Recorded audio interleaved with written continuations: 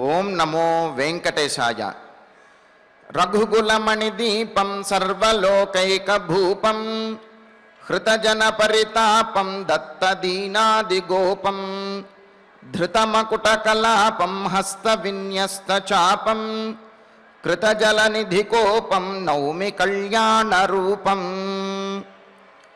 రఘుకులాగ్రగణ్యుడు, సర్వలోకేశ్వరుడు, ఆశ్రయించినటువంటి భక్తుల యొక్క తాపమును శమింపచేయువాడు, కళ్యాణ స్వరూపుడు అయినటువంటి శ్రీరామచంద్రునికి నమస్కరిస్తూ తదభిన్న స్వరూపుడైనటువంటి ఆ శ్రీనివాసుని యొక్క దయా విశేషం చేత సమస్త మానవాళికి ధర్మ తత్పరతను సకల కార్యసిద్ధిని చేకూర్చాలన్నటువంటి సంకల్పంతో తిరుమల తిరుపతి దేవస్థానం వారు నిర్వహిస్తున్నటువంటి శ్రీమద్ రామాయణం అయోధ్యాకాండ ప్రవచన పారాయణ కార్యక్రమంలో నేటికి మనం 269వ రోజులోకి ప్రవేశించాం.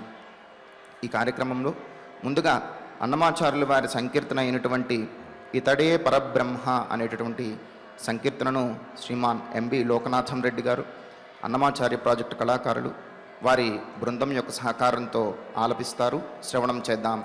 ఓం నమో వెంకటేశాయ.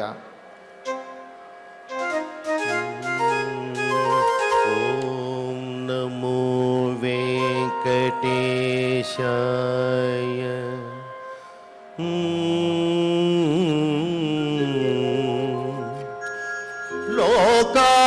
లోకాభిరామం రణరంగధీరం రాజీవనేత్రం రఘువంశనాదం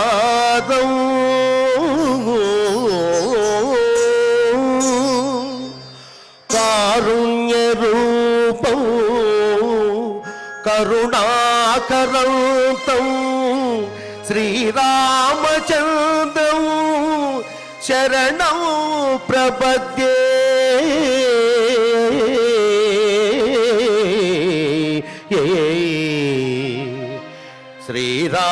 శ్రీరామచంద్రం శరణం ప్రపద్యే.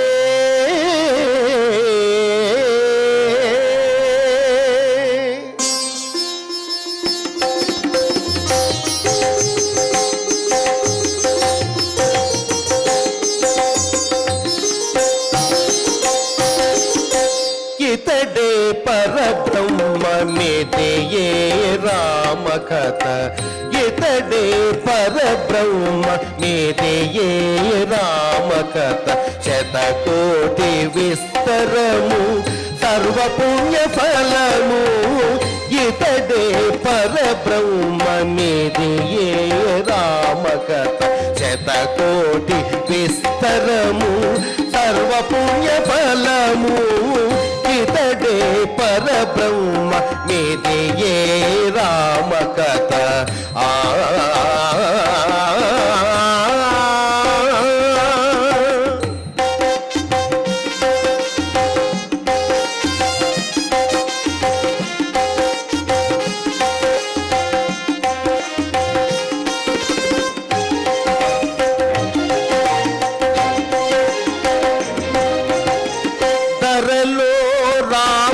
పుట్టే తరమిచో పెళ్ళాడే. ధరలో రాముడు పుట్టే తరమిచో పెళ్ళాడే. అరణ్యవాసులకెల్ల అభయం పీచే. అరణ్యవాసులకెల్ల అభయం పీచే. సొరిధి ముక్కు చెవులు చొప్పనాతిని కోసే. కరదూషణులను ఖండించి వేసే. ఇతడే పరబ్రహ్మ మీదే రామకథ. శతకోటి విస్తరము సర్వపుణ్యఫలము. ఇతడే పరబ్రహ్మ మీదే రామకథ.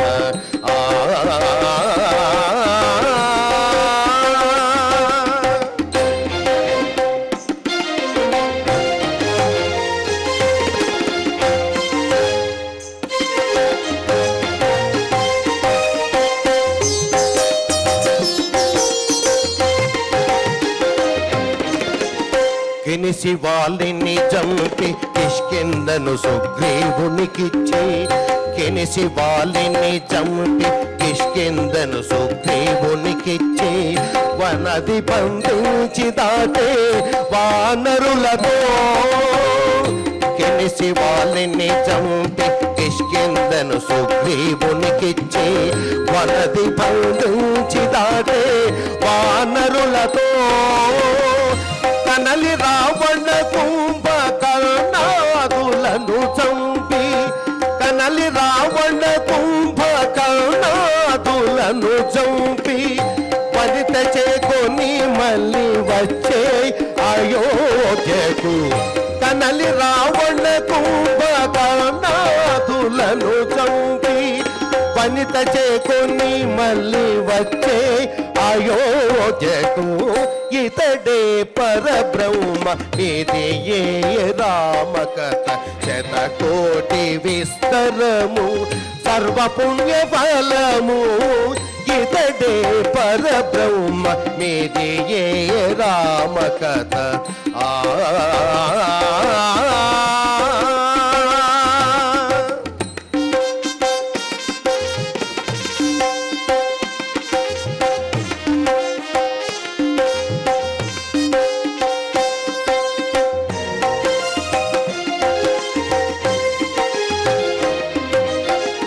సౌమిత్రియు భరతుడు శత్రుఘ్నుడు కొలువగా సౌమిత్రియు భరతుడు శత్రుఘ్నుడు కొలువగా భూమి ఏల కుశలవ పుత్రులు కాచే సౌమిత్రియు భరతుడు శత్రుఘ్నుడు కొలువగా భూమి ఏల కుశలవ పుత్రులు కాచే శ్రీమంతుడై నిలిచే శ్రీ వెంకటాద్రి మీద శ్రీరామ రామ రామేతి రమే రామే మనోరమే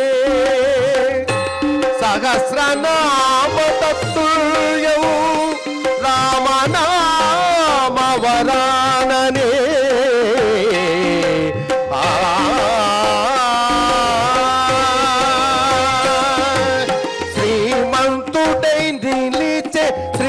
వెంకటాద్రి మీద కామించి విభీషణ లంకకు పట్టము గట్టి శ్రీమంతుడై నిలిచే శ్రీ వెంకటాద్రి మీద కామించి విభీషణ లంకకు పట్టము గట్టే ఇతడే పరబ్రహ్మ ఇది ఏ రామకథ శతకోటి విస్తరము సర్వపుణ్య ఫలము ఇతడే పరబ్రహ్మ ఇది ఏ రామకథ శతకోటి విస్తరము సర్వపుణ్య ఫలము ఇతడే పరబ్రహ్మ ఇది ఏ రామకథ రామా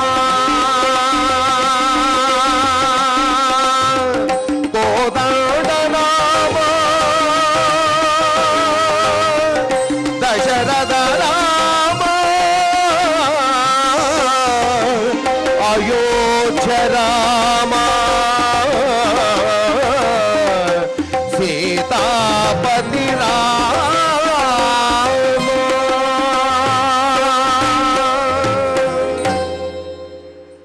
శ్రీరామ కథామృతాన్ని సంక్షిప్తంగా తెలియజేసినటువంటి సంకీర్తనను ఎంతో చక్కగా శ్రవణం చేశాం.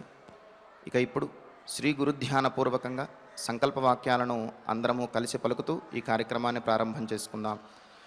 శ్రీ గురుధ్యానం గురుర్బ్రహ్మా గురుర్విష్ణుః గురుర్దేవో మహేశ్వరః గురుః సాక్షాత్ పరం బ్రహ్మ తస్మై శ్రీ గురవే నమః.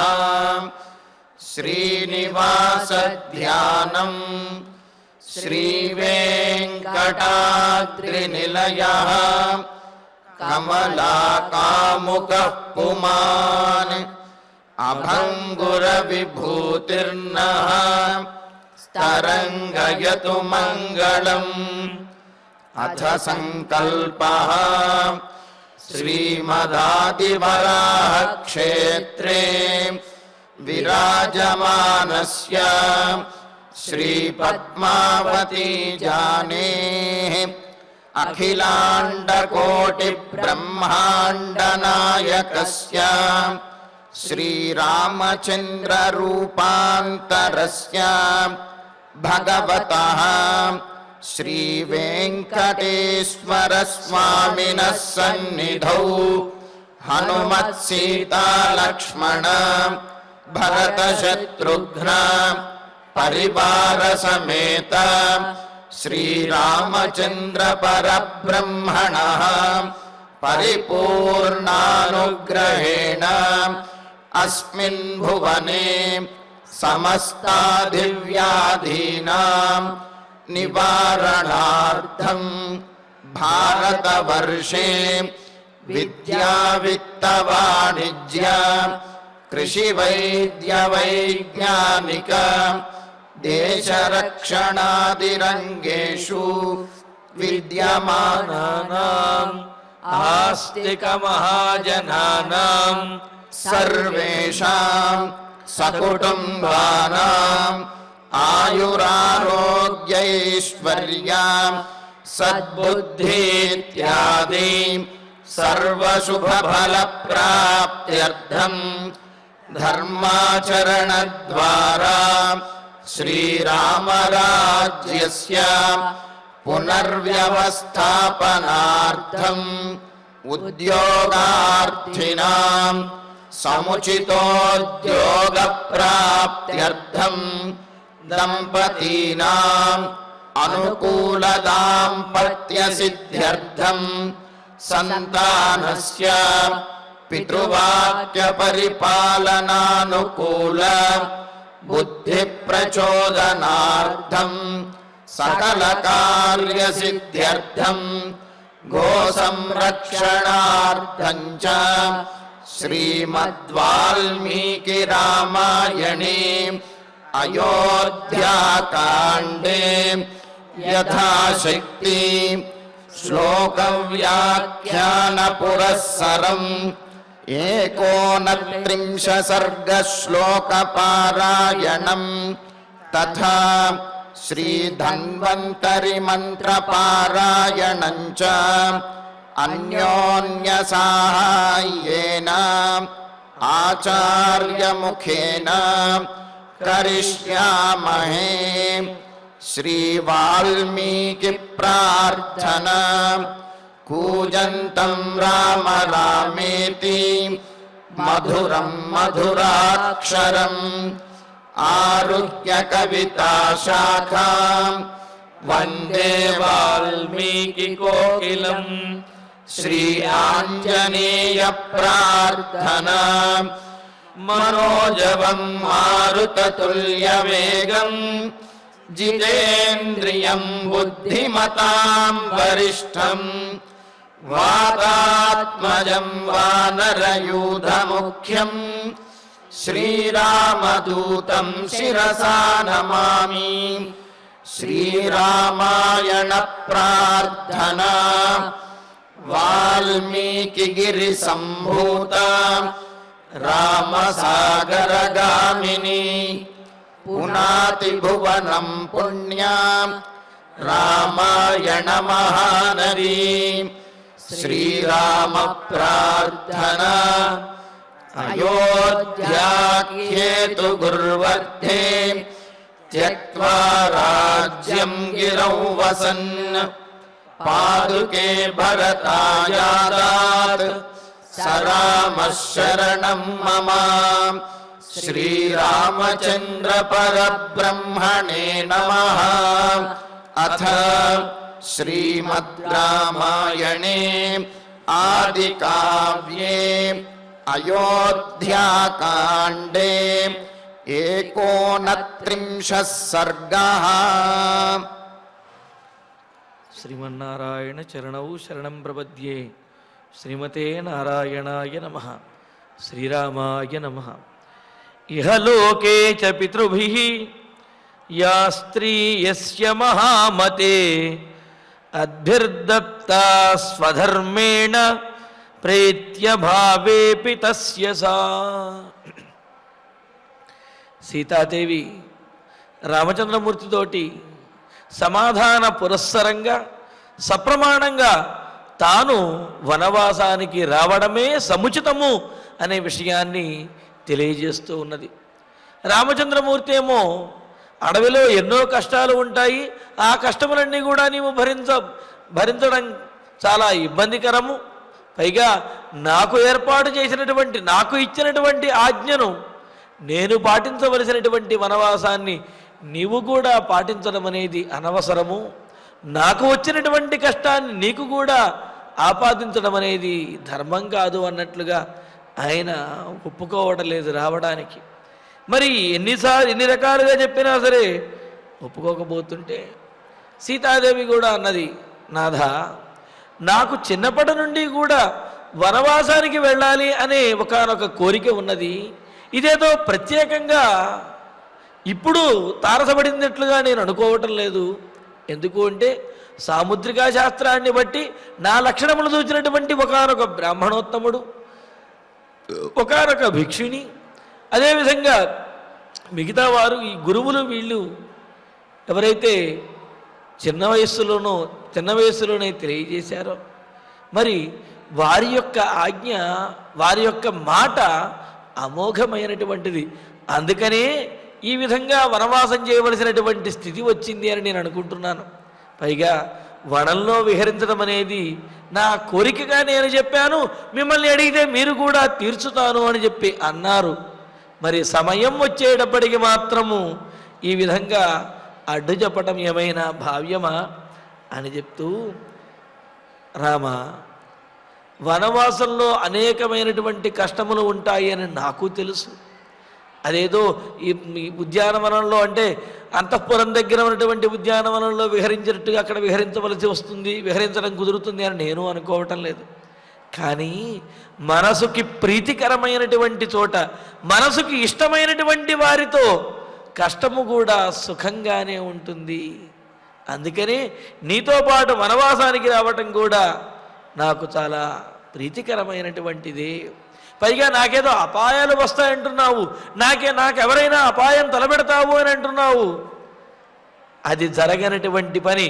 నీ తోడులో ఉన్నటువంటి, నీ రక్షణలో ఉన్నటువంటి నన్ను ఎవరు ఇబ్బంది పెట్టగలరయ్యా అని అంటూ, మరి కుమార సంభవంలో అంటారు కదా, కహ కరం ప్రసారయేత్ పన్నగ రత్న సూచయే అని చెప్పి, అంటే రత్నాన్ని పొందాలి, రత్నాన్ని చేజిక్కించుకోవాలి అని ప్రతివారికి ఉండొచ్చు. కానీ పాము పడగ మీద ఉన్నటువంటి రత్నాన్ని ఎవరైనా తమ చేతితోటి పట్టి తీసుకోవడానికి సాహసిస్తారా? అటువంటి ఆలోచనైనా చేస్తారా? పోతే పోయింది, రత్నం ఏముంది, ప్రాణములు ముఖ్యం. ఎందుకంటే ఆ పాము తల మీద ఉన్నటువంటి రత్నాన్ని తీయటం అనేది ప్రాణాంతకమైనటువంటిది. అలాగే రాముని యొక్క రక్షణలో ఉన్నటువంటి సీతాదేవికి అపాయాన్ని చేకూర్చడం అనేది కూడా ప్రాణాంతకమైనది. కావున ఏ జంతువు కానీ ఏ రాక్షసులు కానీ ఎవరు కూడా నన్నేమీ చెయ్యలేరు. నీ రక్షణలో ఉన్నటువంటి నాకు అపాయం అనేదే ఉండదు, ఆ నమ్మకం నాకు ఉన్నది. ఇక కష్టములు అంటావా, నీతో పాటు నేను కష్టాలు పడటానికి ఎప్పుడూ సిద్ధమే.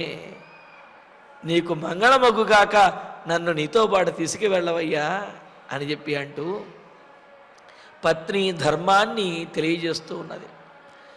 కన్యాదానంగా కన్యాదాత చేత కన్యాధారగ పోసి, అంటే నీరు ఆ శోధకంగా కన్యాధార పోసి సమర్పించబడినటువంటి ఆ స్త్రీ భర్త యొక్క సొత్తు అని చెప్పి అంటున్నది.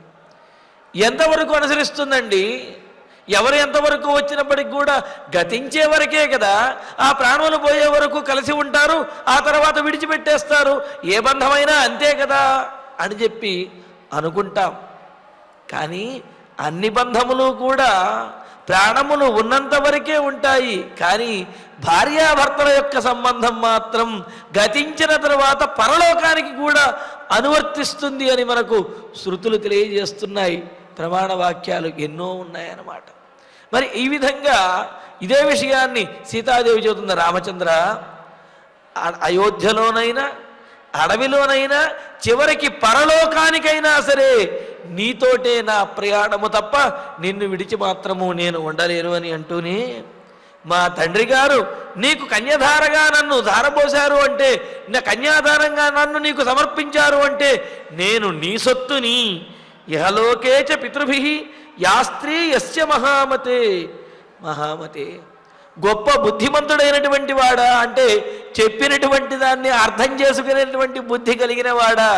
నేను చెప్పేది ధర్మము, నేను చెప్పేది సత్యము, కావున దీనిని అనుసరించవయ్యా అని చెప్పడం కోసమే ఇక్కడ మహామతే అని అంటున్నది. అంటే ఏమిటి?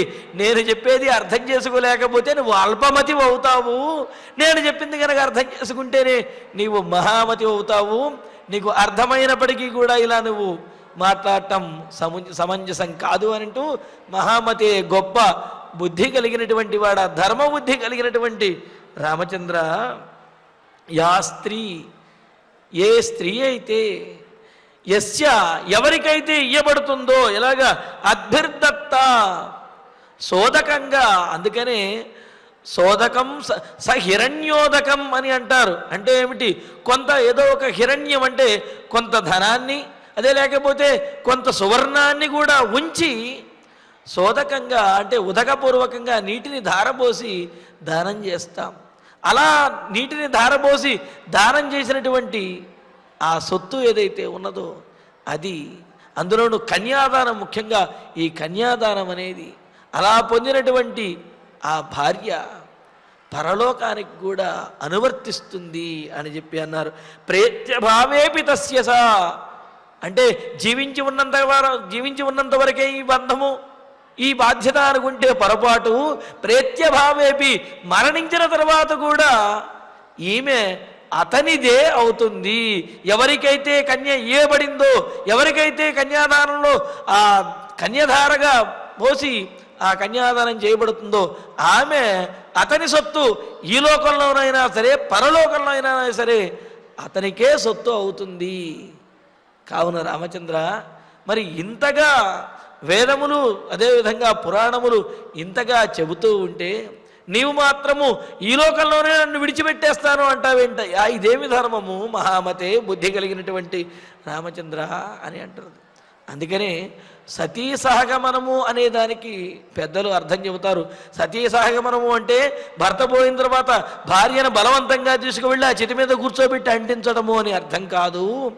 భర్తను అనుసరించి భర్త యొక్క మరణ వార్త వినగానే ఆ భార్య యొక్క ప్రాణములు కూడా అతని ప్రాణములతో కలిసి వెళ్ళిపోతే ఆ సందర్భంలో ఆమెను అతనితో పాటు ఆమెకు కూడా ఆ సంస్కారములన్నీ చెయ్యటము అని చెప్పి, అంతేగాని బలవంతంగా తీసుకువెళ్ళి ఆయనతో పాటుగా ఆ చితి మీద కూర్చోబెట్టండి అని చెప్పి లేదన్నమాట.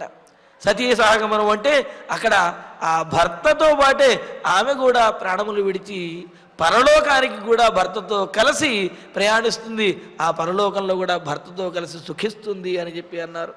భర్తారంకిల యానారి ఛాయే అనుగతా సదా అనుగచ్చతి గచ్చంతం తిష్టంతం అనుతిష్టతి అని చెబుతూ తద్భావ నిరతానిత్యం తత్సంయోగపరాయణ తమేమ భూయో భర్తారం సా ప్రేత్యాప్యనుగచ్చతి. భర్తను పరలోకంలో కూడా అనుసరించగలిగినటువంటి సామర్థ్యము, అనుసరించగలిగేటువంటి యోగ్యత, ఆ అధికారము భార్యకు మాత్రమే ఉన్నాయి. మిగతా బంధములన్నీ కూడా ప్రాణములు ఉన్నంత వరకే. కానీ భార్యాభర్తల సంబంధం పరలోకంలో కూడా అనువర్తిస్తుంది అని చెప్పి మనకు అనేకమైనటువంటి శృతివాక్యములు పురాణ వాక్యముల ద్వారా తెలుస్తున్నాయి.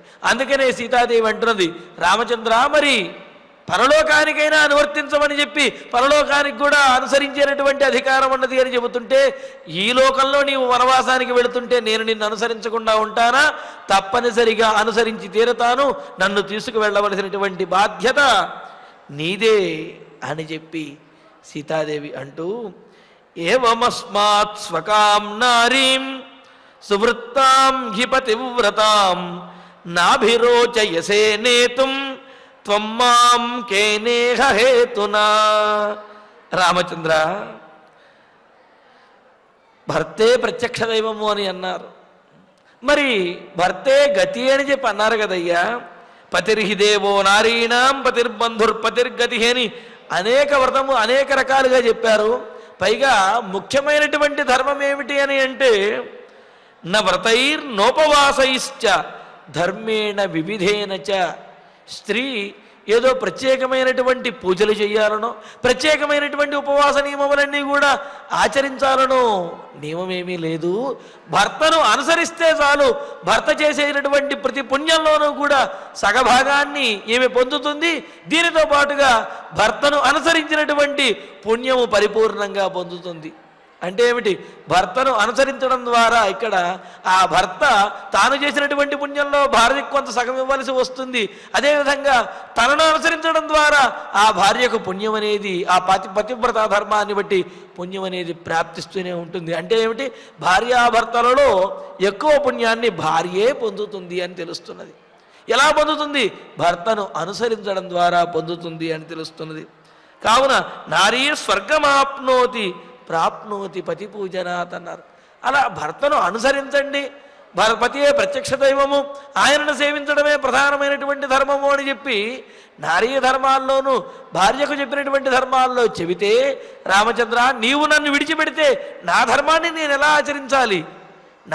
నీ ధర్మాన్ని నువ్వు ఆచరించాలి అని నువ్వు ఎలా అనుకుంటున్నావో, పితృవాక్య పరిపాలన, తండ్రి మాట వినాలి అని చెప్పి ఎలా అనుకుంటున్నావో, మరి నా ధర్మాన్ని నేను కూడా పాటించాలి కదా.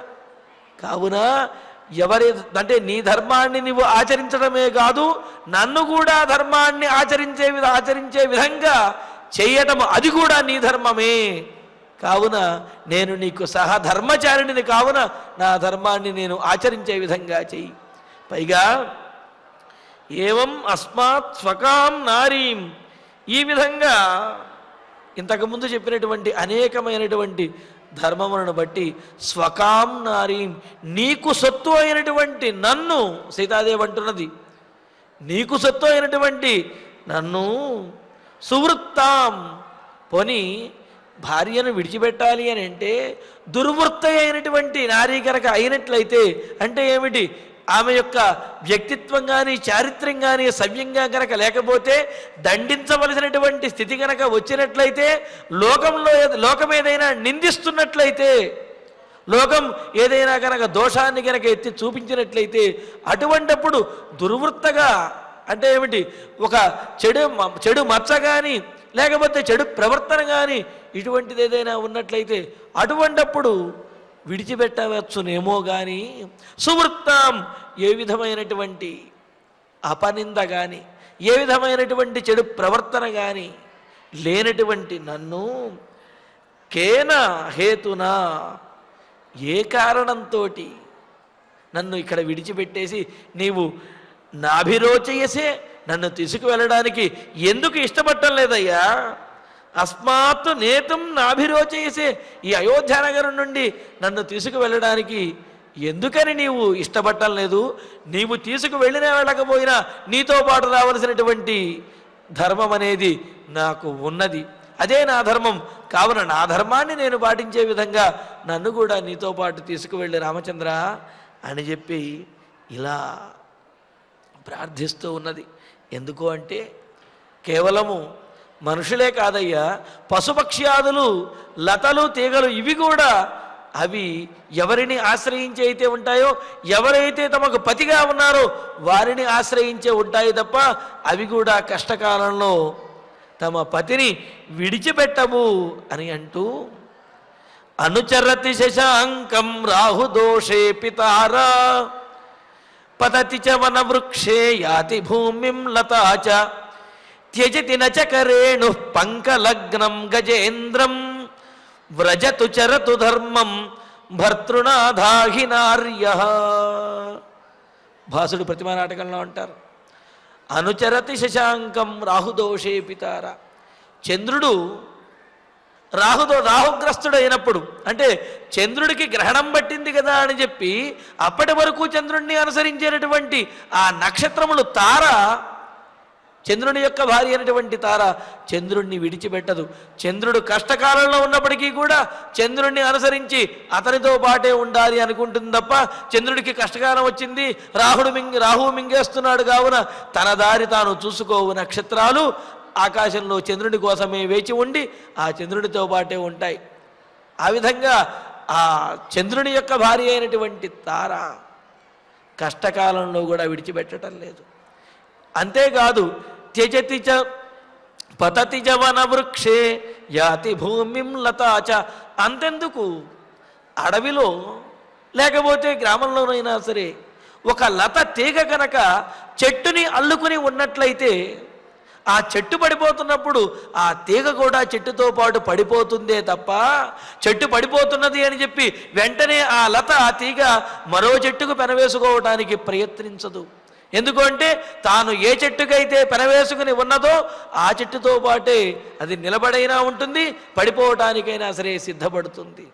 అందుకనే పతతిచ వనవృక్షే, అది అంతఃపురం దగ్గర అంటే ఏమిటి, అయోధ్య నగరంలోనూ ఈ నాగరికులనే కాదు ఆటవికులైనా సరే ఈ విధంగానే చెయ్యాలి అనే విషయాన్ని తెలియజేస్తూ వనవృక్షే అనే మాటను అక్కడ అన్నారు. అంటే అడవిలో ఉండేటటువంటి లత తీగ కూడా తాను ఏ చెట్టును పెనవేసుకుని ఉన్నదో ఆ చెట్టుతో పాటే నేల కూలటానికైనా సిద్ధపడుతుంది తప్ప చెట్టు నేల కూలుతుంది కదా అని చెప్పి లత మరొక చెట్టుని అల్లుకోదు. సరే, ఇది ఇంకా చెబుతూ త్యజతి నచకరేణు పంకలగ్నం గజేంద్రం. మనం పశువులని జ్ఞానము లేనిటువంటివి అని అనుకుంటాం. మరి అటువంటి పశువుల్లో ఏనుగు ఏదైతే ఉన్నదో, పశువుల్లో పశుపక్ష్యాదుల్లో కూడా జంటని వీడనటువంటివి ఎన్నో ఉన్నాయి.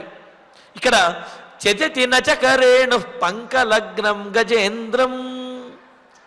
ఆడ ఏనుగు మగ ఏనుగు అవి ఎప్పుడు కలిసి పెడుతూ ఉంటాయి. ఒకవేళ మగ ఏనుగు కనుక ఏదైనా కొలనులో చెరువులో దిగి బురదలో కనుక ఇరుక్కుపోతే ఆ ఆడ ఏనుగు ఆ మగ ఏనుగుని బురదలోంచి బయటకు తీసుకురావడానికి ప్రయత్నిస్తూ ఉంటుంది. ఆ ఏనుగు బయటకు వచ్చే వరకు అక్కడే వేచి ఉంటుంది తప్ప ఈ మగ ఏనుగు బురదలో ఇరుక్కుపోయింది కదా ఇంకో మగ ఏనుగును చూసుకుందాము అని చెప్పి అలా ఏనుగు కూడా ఆడ ఏనుగు అనుకోదు. అంటే పశువులలో కూడా ఉన్నటువంటి ఆ జ్ఞానం, అంటే భార్యాభర్తల సంబంధంలో ఉన్నటువంటి ఆ పెనవేసుకున్నటువంటి బంధం అక్కడ కూడా ఎంత స్థిరంగా ఉన్నదనే విషయం మనకు తెలుస్తున్నది. త్యజతి నచకరేణు పంకలగ్నం గజేంద్రం. బురదలో ఇరుక్కున్నటువంటి మగ ఏనుగుని ఆడ ఏనుగు అడవిలో విడిచిపెట్టదు, దానికోసం వేచి ఉంటుంది. అంతెందుకు పక్షుల్లో కూడా మనకు ఈ కొత్తగా పెళ్ళైన వాళ్ళని జీవిస్తూ చిలక గోరింకల్లాగా చక్కగా జీవించండి అని అంటారు. అంటే చిలకలు గోరింకలు ఇవి ఎప్పుడూ కూడా అవి జంటలుగా కలిసి ఉంటాయి. అంటే ఒక చిలక ఇంకో గోరింక అని అర్థం కాదు. చిలకలు కానీ గోరింకలు కానీ అవి జంటలుగానే ఉంటాయి. ఇంకో విషయం ఏమిటంటే పెద్దలు చెప్పిన మాట, ఆ చిలకలు కానీ గోరింకలు కానీ మొదటిసారి ఏ పక్షితోటి జత కూడతాయో అవి మరణించే వరకు ఆ పక్షితోటే ఉంటాయి తప్ప వేరే పక్షిని ఆశ్రయించవు అంటారు. అందుకనే చిలకా గోరింకల్లాగా జీవించండి, ఎప్పుడు మీ బంధాన్ని వీడకుండా అని చెప్పి దీవిస్తారనమాట. ఇలాగా పశుపక్ష్యాదుల యందు అడవిలో ఉండేటటువంటి చెట్లు అలాగే ఈ లతల యందు వీటి యందు కూడా ఆ పెనవేసుకున్నటువంటి బంధం ఏదైతే ఉందో ఆ భార్యాభర్తల సంబంధం అది స్థిరంగా ఉండేది. ఒకసారి ఏర్పడిన తర్వాత వీడనటువంటిది. అందుకనే వ్రజతు చరతు ధర్మం భర్తృనాధాహి నార్య. భర్తతో పాటే వారి యొక్క ధర్మాన్ని భర్తను వీడకుండా ఆచరించదరుగాక అని చెప్పి అంటారు. మరి ఆ మాటనే సీతాదేవి ఇక్కడ అంటున్నది. నీతో పాటే ఇక ఈ లోకంలోనైనా సరే పరలోకంలోనైనా సరే నిన్నే అనుసరించి ఉంటాను. నాలో ఏ దోషం ఉన్నది? ఏ దోషము లేదు కదా. నీతో పాటు ఉండే నన్ను విడిచిపెట్టడానికి, నన్ను విడిచిపెట్టి నన్ను తీసుకువెళ్లకుండా వనానికి వెళ్ళడానికి నీకు ఎలా మనసు ఒప్పుతున్నదయ్యా? ఎందుకని నీవు ఈ విధంగా అనుకుంటున్నావు అని చెప్పి అంటున్నది. అంటూ ఇంకో మాట అంటున్నది ఏమిటి? భక్తాం పతివ్రతాం దీనాం మాం సమాం సుఖదుఃఖయో నేతుమర్హసి కాకుత్స్థ సమాన సుఖదుఃఖిని. ఆ తర్వాత శ్లోకంలో భక్తాం పతివ్రతాం దీనాం మాం సమాం సుఖదుఃఖయో నేతుమర్హసి కాకుత్స్థ సమాన సుఖదుఃఖిని. కాకుత్స్థ రామచంద్ర అంటే కకుత్స వంశంలో జన్మించినటువంటి స్థిరమైన బుద్ధి కలిగిన వాడివి, ఆపదలో కూడా వీడనటువంటి రామచంద్ర, భక్తాం నీ మీద అమితమైనటువంటి భక్తి కలిగినటువంటి దాన్ని. ఎంతటి భక్తి అంటే దాని లక్షణాలు చెబుతారు. అనన్యార్హత్వం, అనన్యశేషత్వం, అనన్యభోగ్యత్వం, సంశ్లేషైక ధారకత్వం, విశ్లేష అసహిష్ణుత్వం అని చెప్పి 5 లక్షణాలు చెబుతారు. అనన్యార్హత్వం, నేను నీకు తప్ప వేరెవరికి కూడా అర్హురాలని కాదు. అనన్యభోగ్యత్వం, నేను నిన్ను తప్ప ఇంకెవరిని కూడా పొందను, అదేవిధంగా నీ అనుగ్రహాన్ని పొందడానికి మాత్రమే నేను యోగ్యురాలని. అంటే నేను నీకు సేవ చెయ్యటానికే తగినటువంటి దానిని వేరే వారికి సేవ చేయను. అనన్యశేషత్వం, వేరే వారికి ఎవరికి కూడా భక్తురాలుగా ఉండను.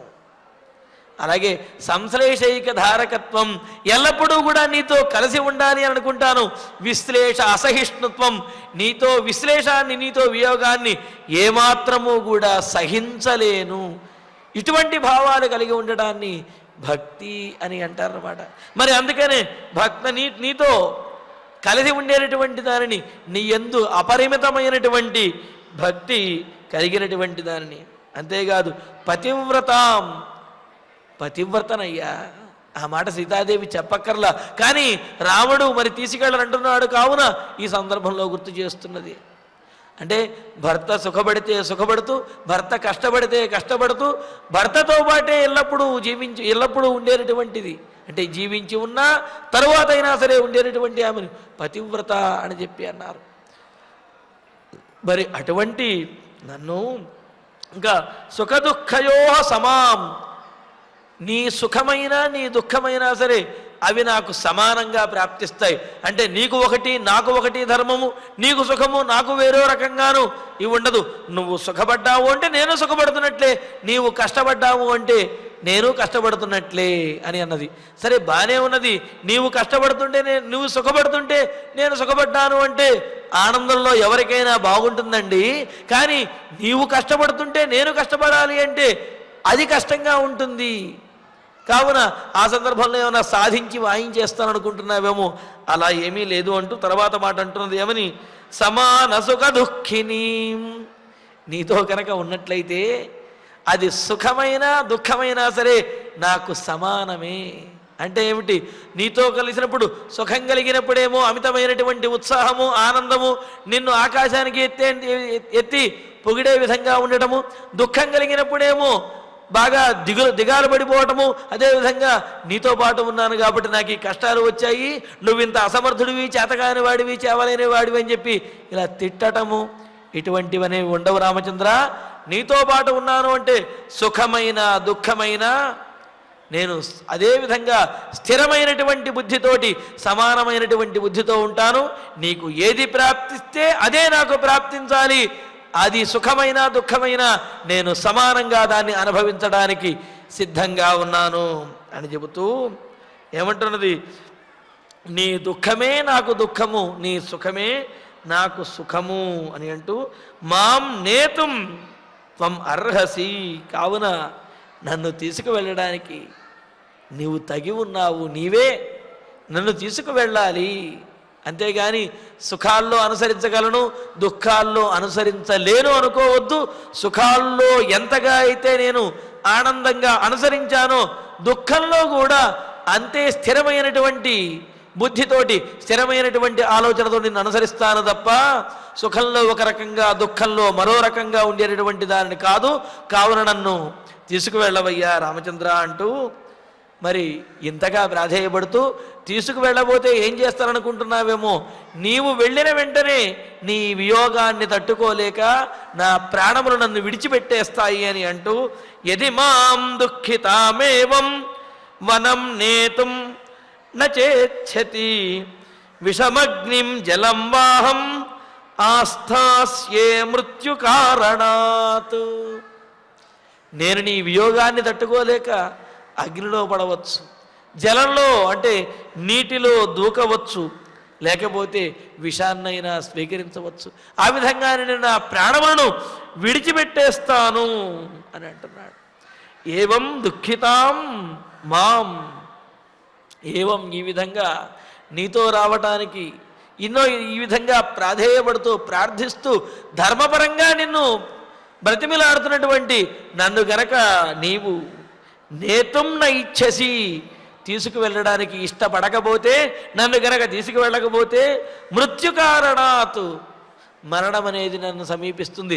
నీవు సమీపంలో లేకపోతే నాకు మరణం సమీపిస్తుంది. కావున ఆ మరణం కోసం అని చెప్పి ఊరికినే మరణం అనేది రాదు కదా, కావున దాన్ని ఆహ్వానించడం కోసము అన్నట్లుగా విషం అగ్నిం జలం వా, విషాన్ని కానీ విషాన్ని స్వీకరించడం కానీ, అగ్నిం వా అగ్నిలో దూకి ప్రాయోపవేశం చేయటం కానీ, జలం వా అంటే జలంలో కానీ, అంటే ఇక్కడ ప్రాయోపవేశం అనే దానికి ఆహారం తీసుకోకుండా శుష్కించిపోయి ప్రాణములు విడవటము అని, లేకపోతే అగ్ని కానీ అగ్నిలో దూకటం ఇలాంటివని కానీ, జలములో పడడం అని కానీ, ఈ విధమైనవన్నీ చెప్పారు. ఇంతేకాదు ఈమె విషమైనా సరే స్వీకరించి అదే ఆస్థాస్యే మృత్యు కారణాత్, ఆ విషాన్ని స్వీకరించి ప్రాణములను విడిచిపెట్టేస్తాను అని అంటున్నది సీతాదేవి.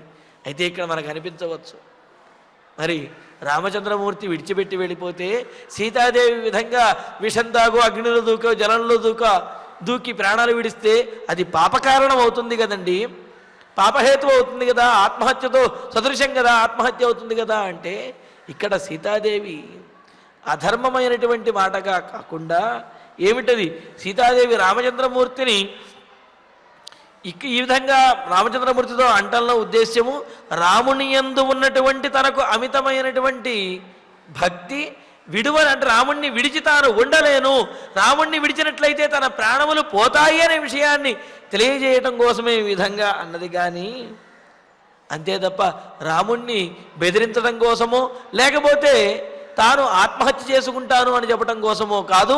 రాముడు లేనటువంటి సీతాదేవి యొక్క ప్రాణములు నిలబడవు, అలా నిలబడినటువంటి ప్రాణములు పోతున్నప్పుడు ఏదో ఒక కారణం ఉండాలి, కావున ఈ కారణములనేవి ఉంటాయి అని చెబుతున్నది తప్ప అక్కడ తాను ఆత్మహత్య చేసుకుంటాను అని చెప్పడం ఉద్దేశ్యం కాదు అని మనకు పెద్దలు తెలియజేస్తారు. అంటే ఇక్కడ కామంతో కానీ క్రోధంతో కానీ చెప్పినటువంటి మాట కాదు, ప్రేమతో చెప్పినటువంటి మాట అని మనం అర్థం చేసుకోవాలన్నమాట.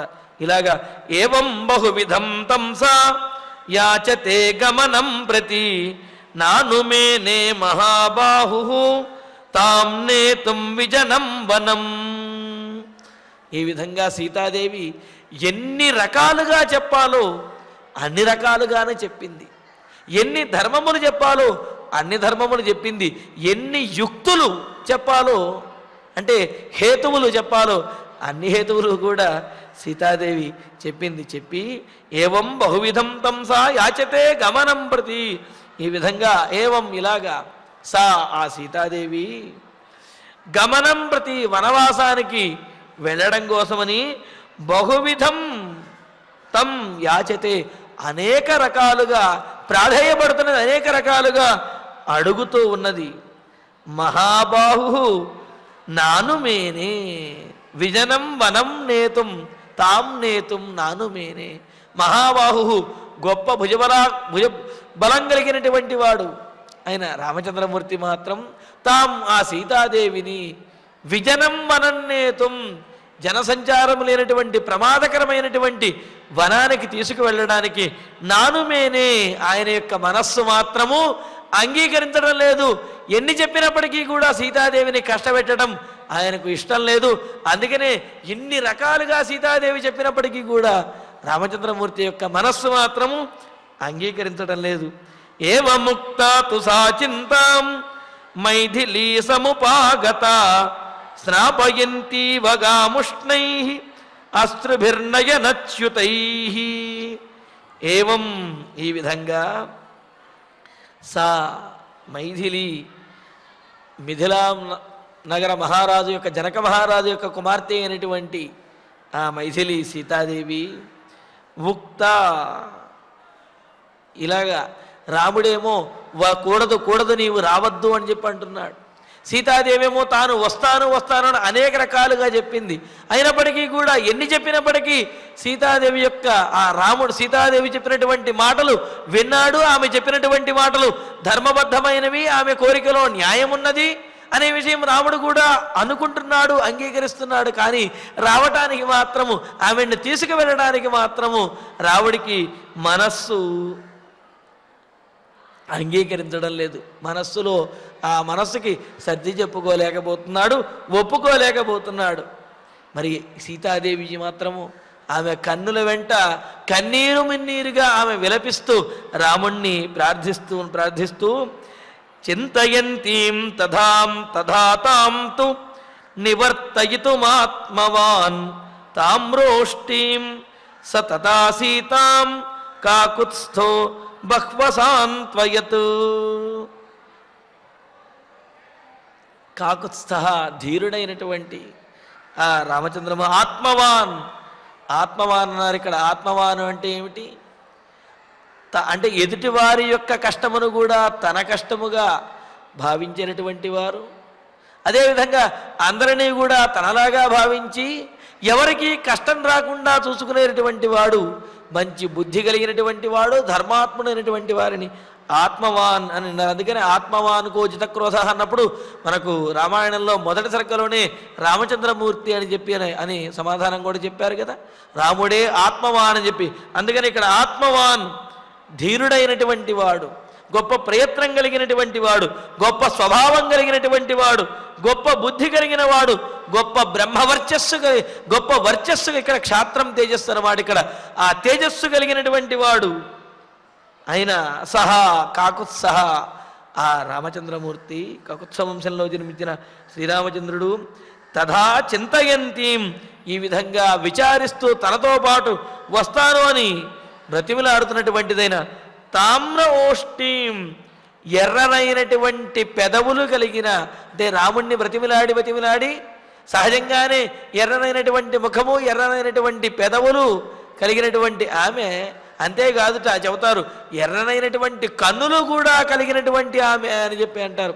ఎర్రనైనటువంటి పెదవులు కలిగింది, అదేవిధంగా కన్నీరు మున్నీరుగా విలపించడం ద్వారా ఎర్రనైనటువంటి నేత్రములు కలిగినది అయినటువంటి తాం అసీతాం ఆ సీతాదేవిని తదా నివర్తయితుం అప్పుడు ఆ సీతాదేవి వనవాసానికి రావడానికి సిద్ధమైనప్పటికీ నివర్తయితుం ఆమెను ఆపటానికి మరల్చడానికి బహు అసాంత్వయతు అనేక విధాలుగా ఓదార్చాడు, అనేక విధాలుగా సర్ది చెప్పాడు, అనేక విధాలుగా సాంత్వనపరిచాడు. ఎన్ని చెప్పినప్పటికీ కూడా సీతాదేవి వినడం లేదు. ఆమె చెప్పినటువంటి మాటలు ఎంత ధర్మబద్ధంగా న్యాయంగా ఉన్నప్పటికీ కూడా రామచంద్రమూర్తి యొక్క మనస్సు సీతాదేవిని తీసుకువెళ్ళడానికి అంగీకరించడం లేదు. అంటే ఏమిటి? ఒప్పుకోవటం లేదు.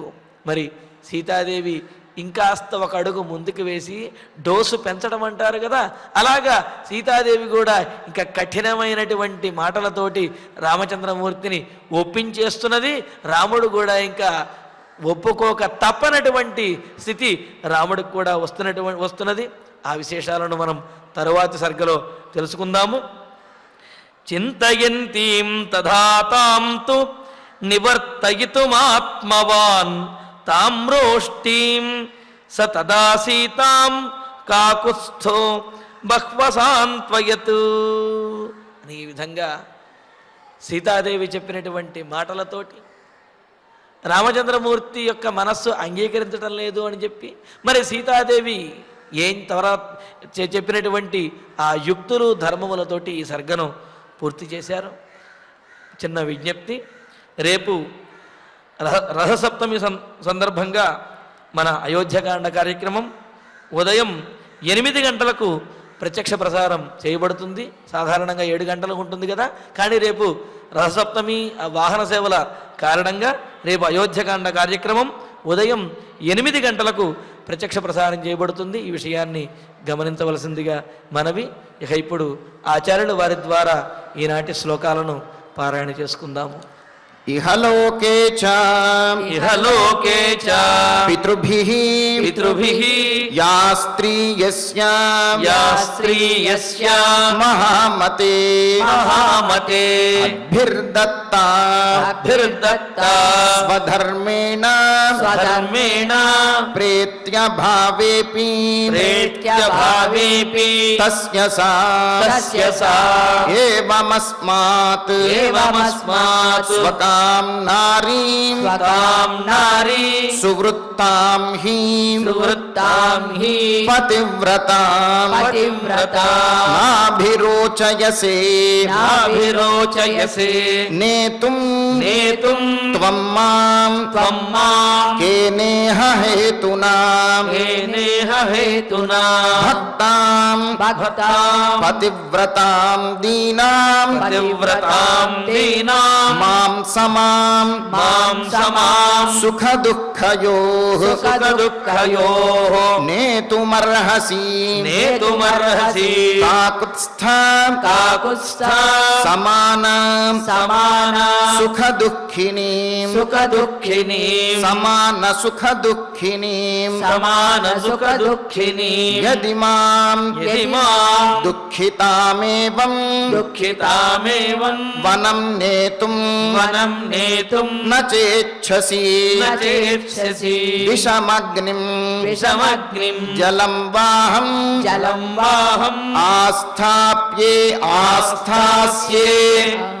ఆస్థాస్యే మృత్యుకారణాత్ ఏవం బహువిధం తం సా యాచతే గమనం ప్రతి నానుమేనే మహాబాహుః తాం నేతుం విజనం వనం ఏవముక్తాతు సా చింతాం మైథిలీ సముపాగత నాపయంతి వా గాముష్ణైః అశ్రుభిః నయనచ్యుతైః చింతయంతి తథా తాంతు నివర్తయితుం ఆత్మవాన్ తామ్రోష్ఠీం సతదాసీతాం కాకుత్స్థః బహ్వసాన్త్వయత్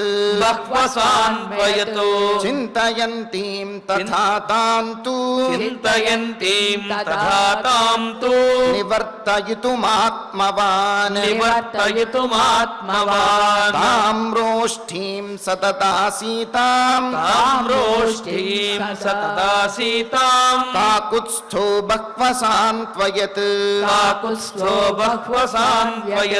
ఇత్యార్షే శ్రీమద్ రామాయణే ఆదికావ్యే అయోధ్యాకాండే 39 సర్గః ఫలశ్రుతి నుండి మంగళాంతం వరకు అందరము కలిసి పఠిద్దాం. ఫలశ్రుతి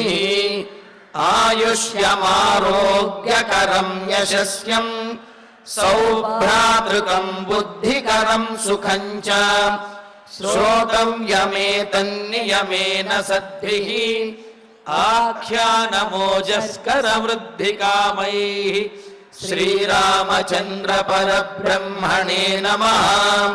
అథ ధన్వంతరిధ్యానం అచ్యుతానంత గోవింద విష్ణో నారాయణామృత రోగాన్ మే నాశయాశేషాన్ ఆశు ధన్వంతరే హరే.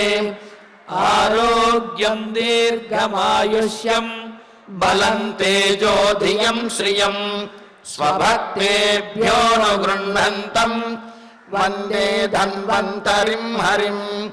ధన్వంతరేరిమం శ్లోకం భక్త్యా నిత్యం పఠంతి యే అనారోగ్యం న తేషాం స్యాత్ సుఖం జీవంతి తే చిరం. ఓం నమో భగవతే వాసుదేవాయ ధన్వంతరయే అమృత కలశహస్తాయ వజ్రజలౌకాస్తాయ సర్వామయ వినాశనాయ త్రైలోక్యనాథాయ మహావిష్ణవే స్వాహా.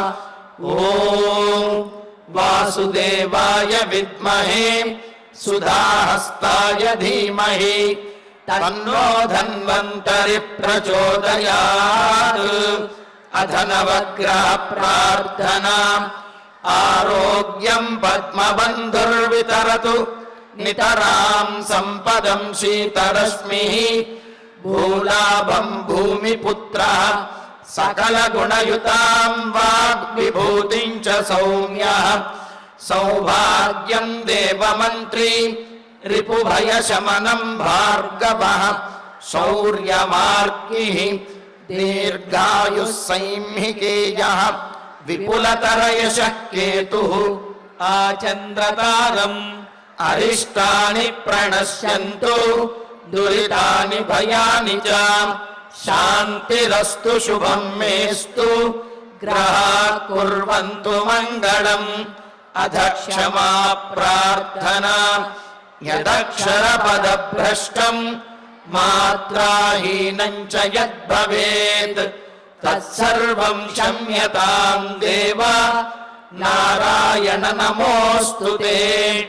అథ భగవత్సమర్పణం కాయేన వాచా మనసేంద్రియైర్వా బుద్ధ్యాత్మనా వా ప్రకృతే స్వభావాత్ కరోమి యద్యత్ సకలం పరస్మై నారాయణాయేతి సమర్పయామి.